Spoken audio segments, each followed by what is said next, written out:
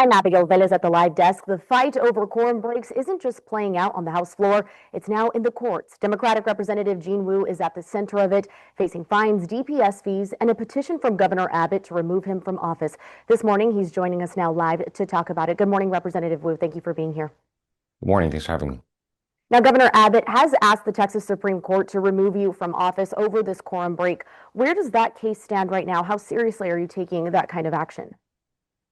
Well, I'll tell you how seriously this Texas Supreme Court's taking it because they've scheduled the briefing options, the briefing deadlines, past the legislative special session.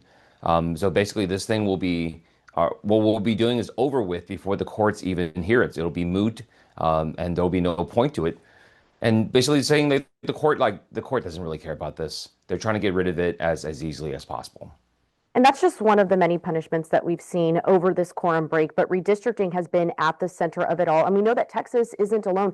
We have reports that even some Republican states are now talking about mid-decade redistricting. California is already moving to counter Texas's, but what role are you playing in those national conversations, and who else are you trying to get involved? Yeah, one of the big parts of our quorum break of leaving the state was to warn the entire country that Donald Trump's corruption was seeping through from the White House into state houses, that he's trying to cheat the next election cycle. They know that they are going to get smashed in the next elections because of all their extremely unpopular policies, like increasing taxes on Americans, raising prices everywhere. And this is their way of countering it, that if they can't win, they're going to cheat. And we're trying to warn anybody, every state that will listen, they have to put up defenses against it. They have to put up barriers against it. Otherwise, American democracy is gone. And we heard that yesterday in your speech in Minneapolis when you were at the Democratic National Committee meeting. But the governor is expected to sign these maps any day now. And Republicans are already lining up to run in these districts. So where are Democrats? We haven't seen any Democratic names step forward. Do you think they're going to shy away from this, or are there some names that you have your eye on? Look, first of all, I mean, anyone who runs for these maps need to be careful because the purpose of what we're trying to do is trying to get these maps to the courts as fast as possible. And by the way, these are probably the worst gerrymandered maps, the most illegal racially drawn maps that we've seen since the civil rights era. I mean, hell, the Voting Rights Act was basically passed to prevent stuff like this. We're looking forward to taking this in court. We're looking forward to having the Supreme Court of the United States strike down these maps and call them out for what they are. If people want to run for them, go for it.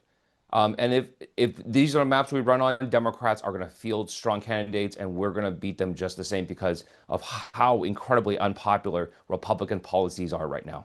Mhm. Representative, what is one key things that you're taking away from this quorum break? What is one thing that you've learned within the past 3 weeks? How are you coming back to the Texas Capitol after all of this? And the most important thing is people from around the country messaged us saying that they understand what we're doing, they understand the fight that we're having, and they feel that we're out there speaking for people, saying that things are awful out there.